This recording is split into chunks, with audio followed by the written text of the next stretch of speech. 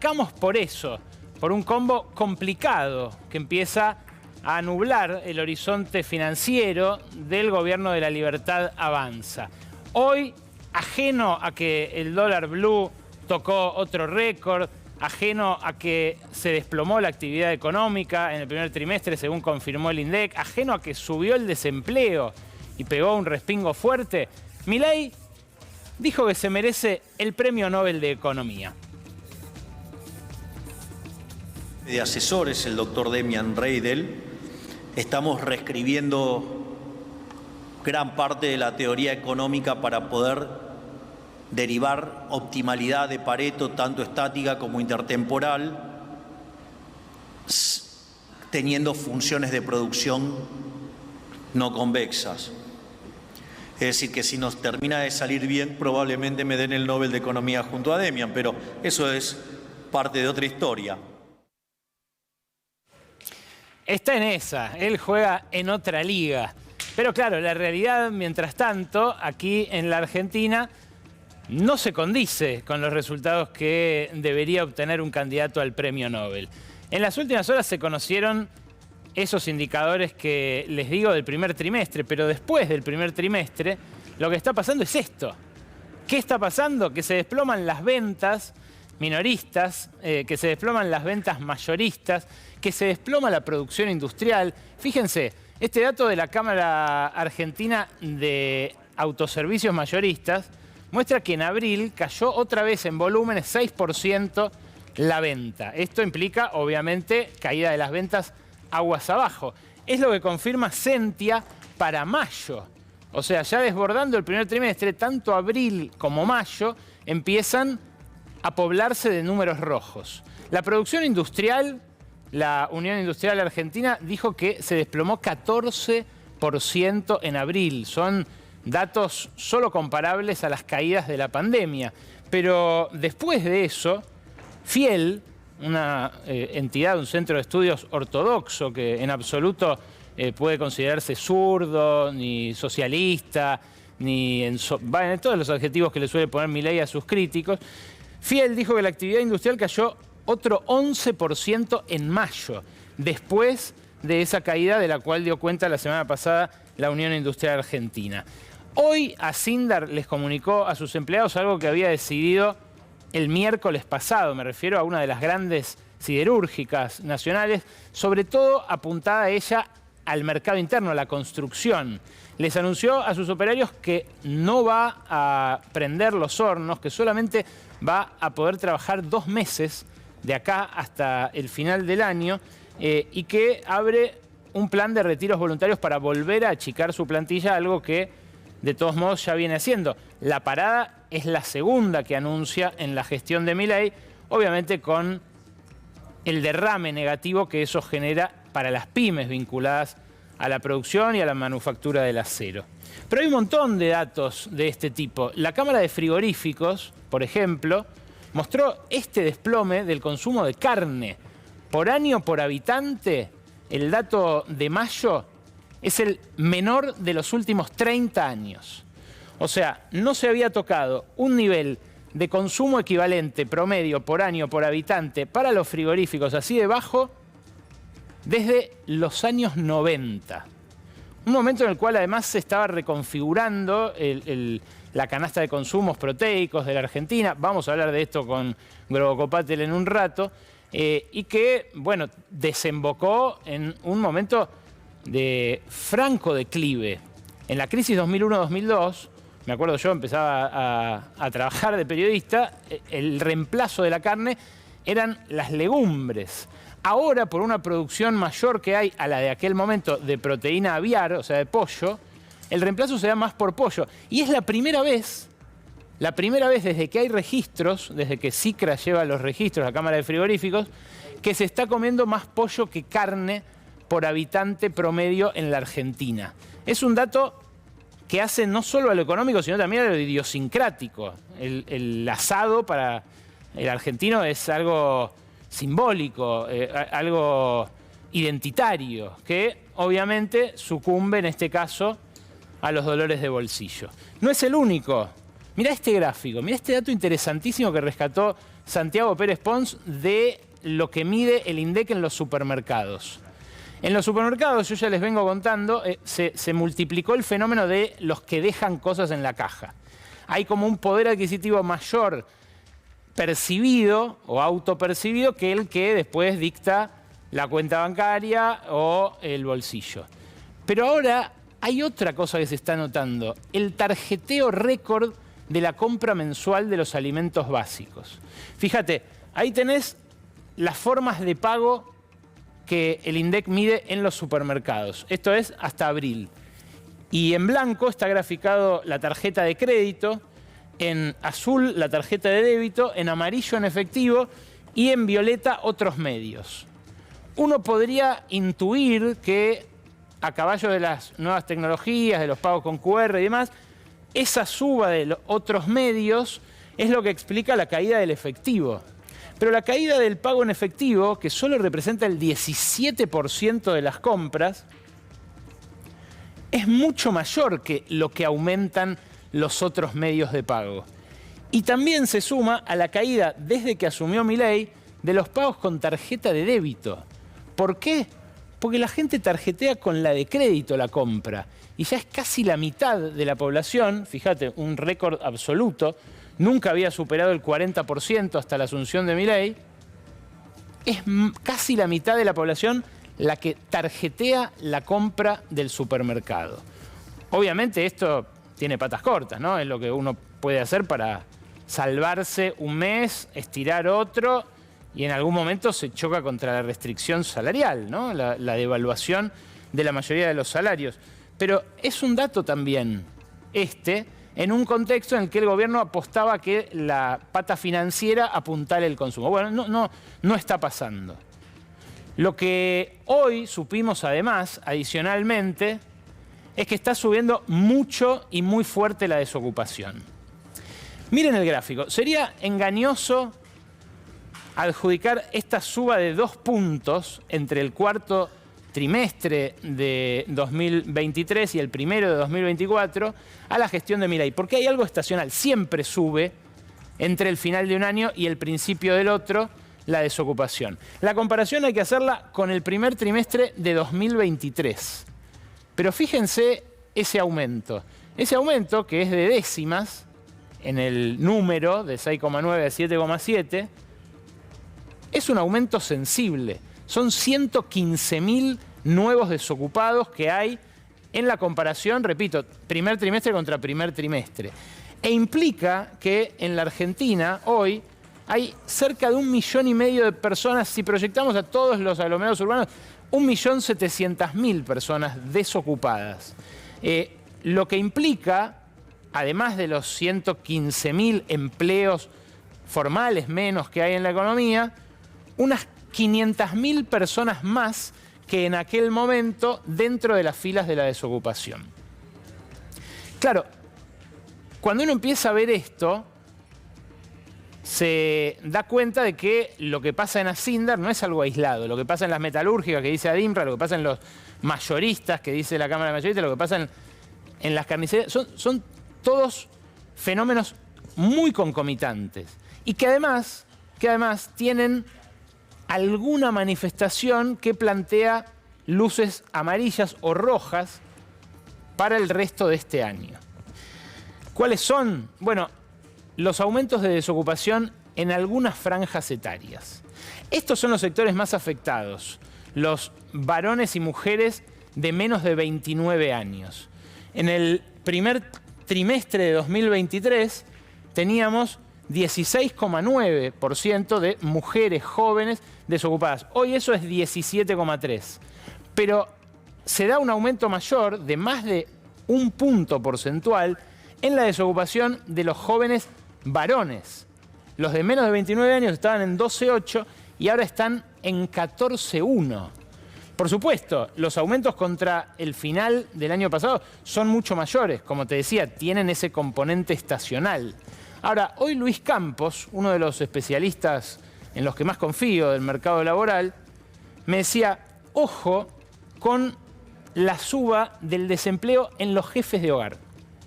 Porque en los jefes de hogar, mayores de edad, en los adultos de más de 40 años, pasó del 3,8%, un nivel bajísimo, el primer trimestre del año pasado, al 5% en el primer trimestre de 2024.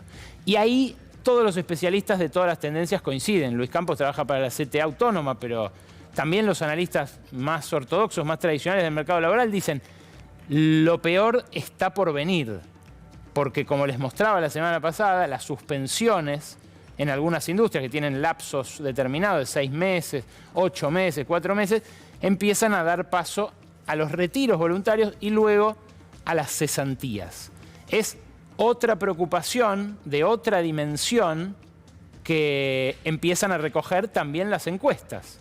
Aun cuando todavía mantiene una imagen positiva Milei, la preocupación por la inflación dio lugar a la preocupación por la pérdida del empleo.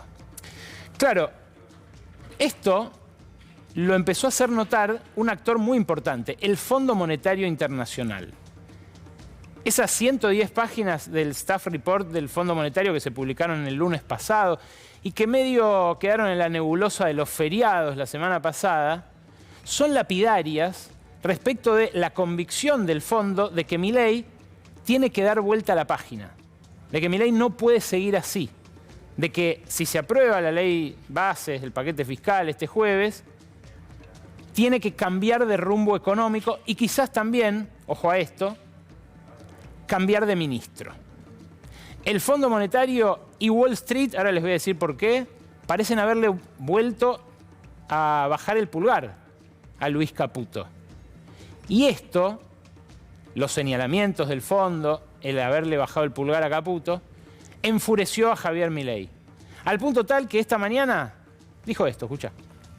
Suponga que, no sé, cae un torpedo en el sector no transable de la economía y obviamente eso comprime la oferta.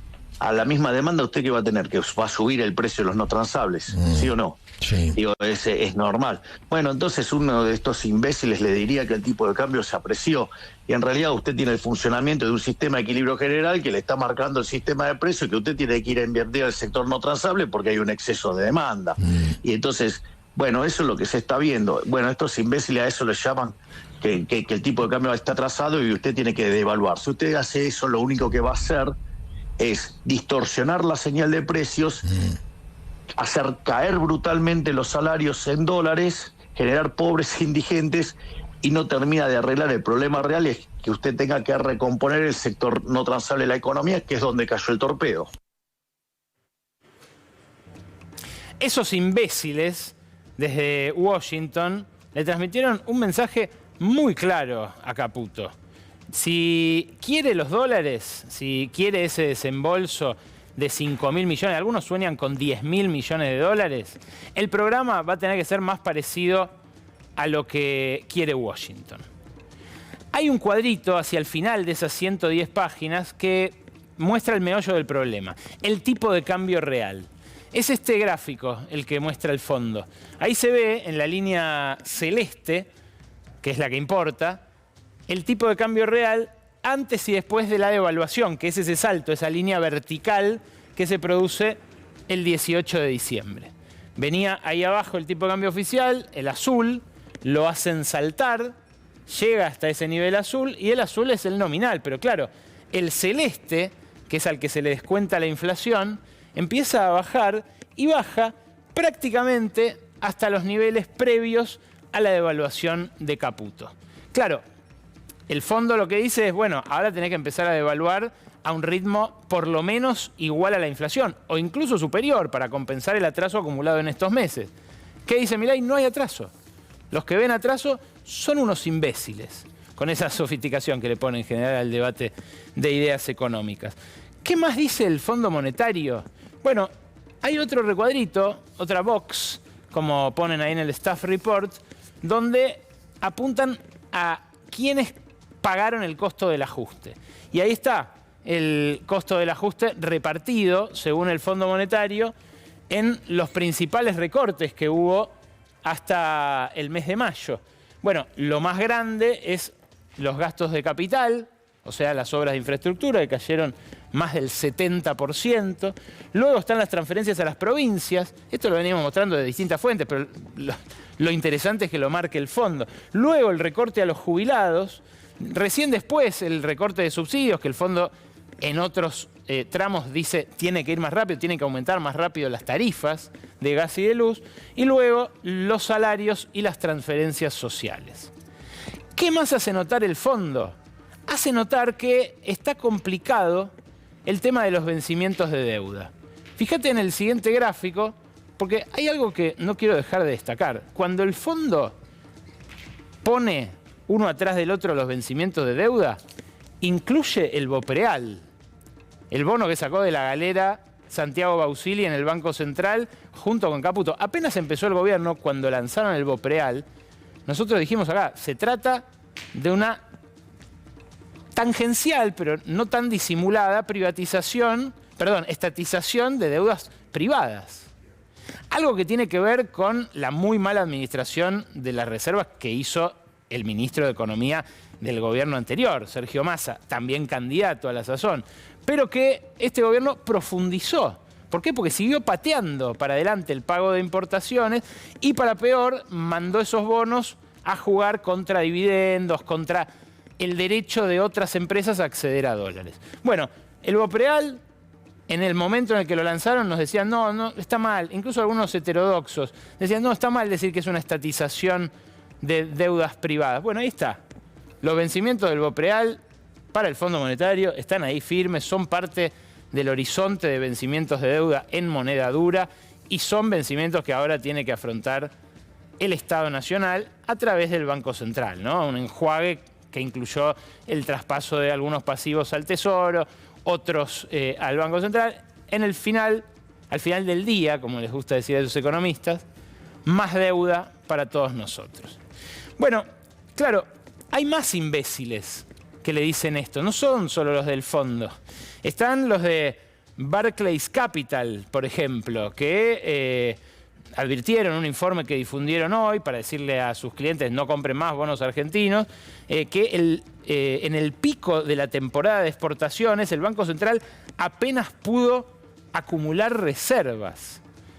Es exactamente lo mismo que está diciendo el Fondo Monetario. Fíjate que el malestar de Milei con el Fondo Monetario, con los economistas ortodoxos, liberales que le señalan esto mismo desde acá de Argentina, con las agencias de inversión o los bancos que también señalan estas inconsistencias, se entrevió en un artículo que escribió en el diario La Nación un economista que todavía habla con él. Se peleó con casi todos, pero hay uno que los domingos va a escuchar ópera con él a la Quinta de Olivos. Es Juan Carlos de Pablo, un economista además muy conocido como divulgador, muy histriónico en general en sus intervenciones, que escribió esta nota con este muy sugestivo título. ¿Podría alguien decirle al FMI que se deje de molestar? Esto lo sacó, creo que el jueves feriado, un par de días después de conocido el staff report del FMI. Claro, a Milei lo irrita mucho que le señalen esas inconsistencias. Es lo que hacen muchos de los que él consideraba los mejores economistas de la Argentina. Como este, por ejemplo, mirá, Carlos Rodríguez. Carlos Rodríguez estaba llamado a ser uno de los ministerios, uno de los importantes economistas que le dieran forma al programa económico y además fue siempre un abanderado de la dolarización. Esa dolarización a la cual el Fondo Monetario el lunes de la semana pasada le dice chau para siempre, ¿no? Le dice no se puede hacer, no estamos de ninguna manera de acuerdo en que ocurra. Bueno, Carlos Rodríguez lo vio a Milei, no les hago ver también ese fragmento porque la verdad que es demasiado Milei para esta hora, pero lo vio hablando de que va a sacar una ley para meter preso al que emita.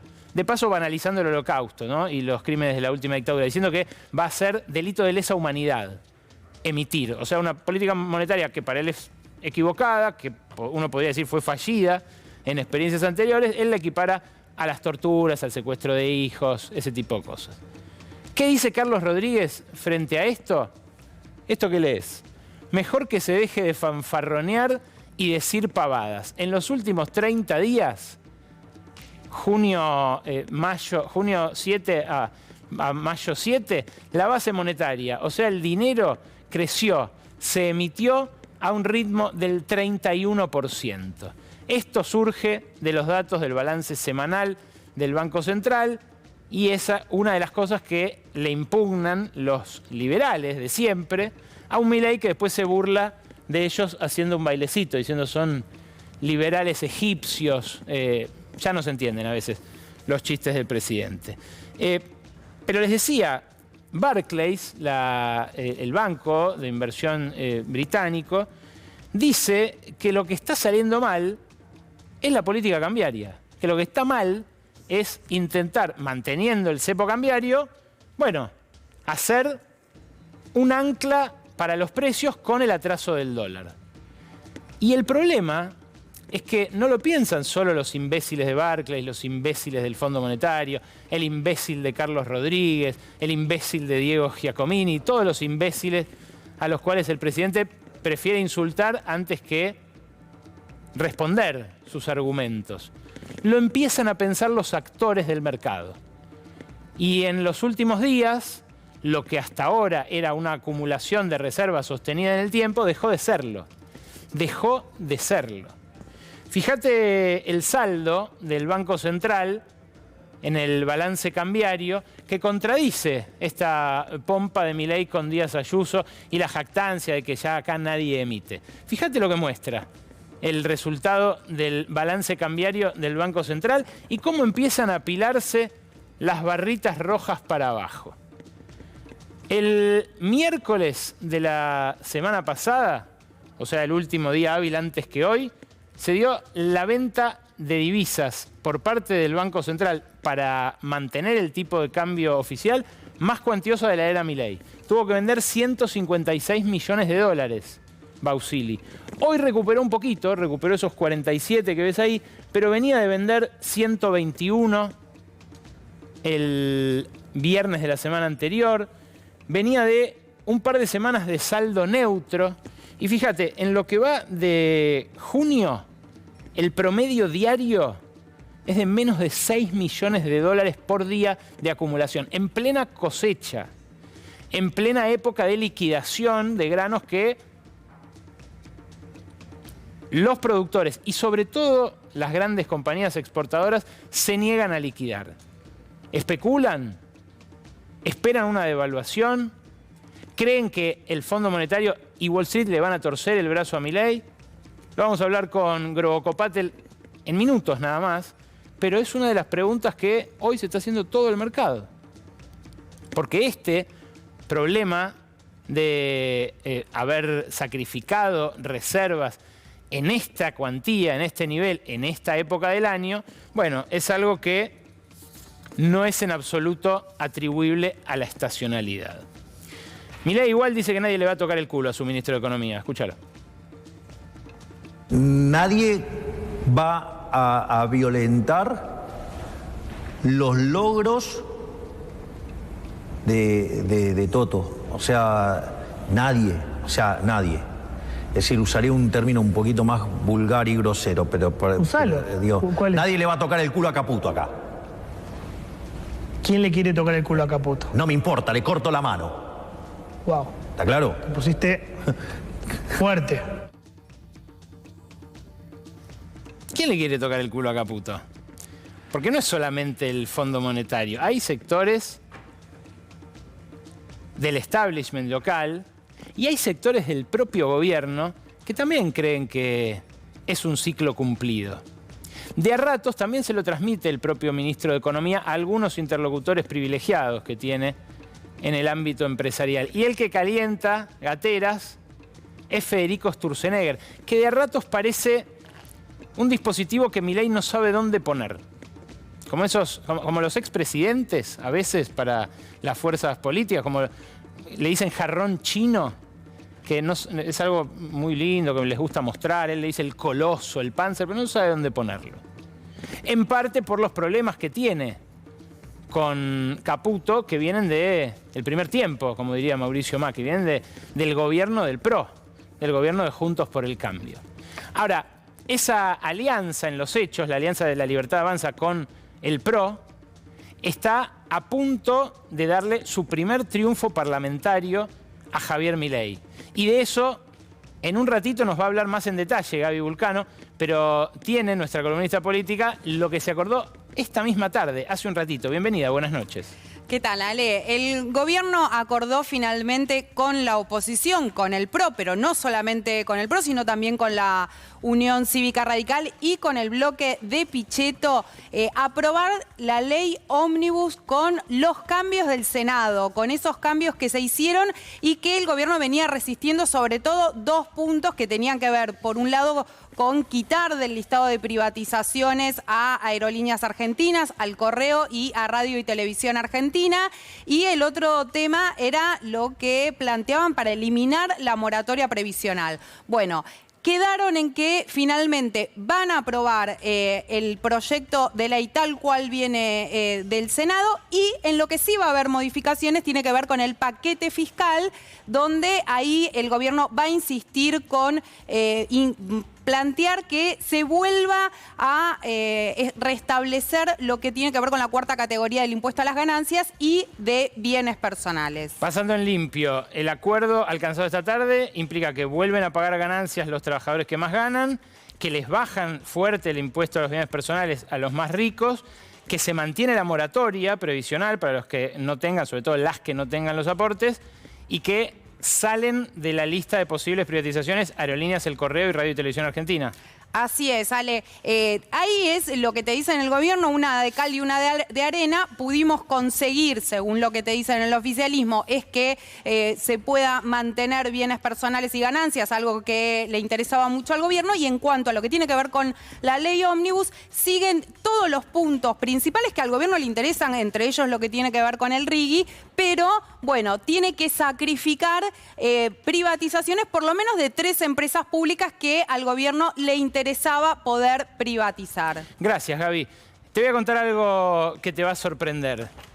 En el boletín oficial de hoy, en la segunda sección, que habitualmente nadie lee, donde aparecen las empresas que se crean, que crean no solo el Estado en este caso, sino también personas o otras empresas que a su vez se hacen accionistas de las nuevas, aparece la creación de 3 sociedades anónimas. Es un hallazgo de Sergio Arelovich, del MATE rosarino, que me hizo notar esto esta mañana. Una de las que se crea es Alicurá Hidroeléctrica Argentina Sociedad Anónima. La escritura se hizo el 3 de junio de este año, cuando se ponía picante la discusión sobre las privatizaciones en el Congreso. La otra es Piedra del Águila Hidroeléctrica Argentina Sociedad Anónima, también por escritura del 3 de junio, publicado hoy en la segunda sección del boletín oficial. Y la otra es Piedra del Águila Hidroeléctrica Sociedad Anónima. En todos los casos, las accionistas son Nucleoeléctrica Argentina y Enarsa, Energía Argentina Sociedad Anónima. La pregunta es, ¿para qué crear estas sociedades? ¿Será que buscan privatizar igual las grandes plantas hidroeléctricas cuyas concesiones se vayan venciendo, aun cuando el Congreso no lo permita o lo haya vetado en la discusión de la ley bases? ¿Tan burda será la estrategia para burlar el control parlamentario, en este caso de la enajenación del patrimonio público? Lo vamos a saber en muy poco tiempo. Eso es lo bueno.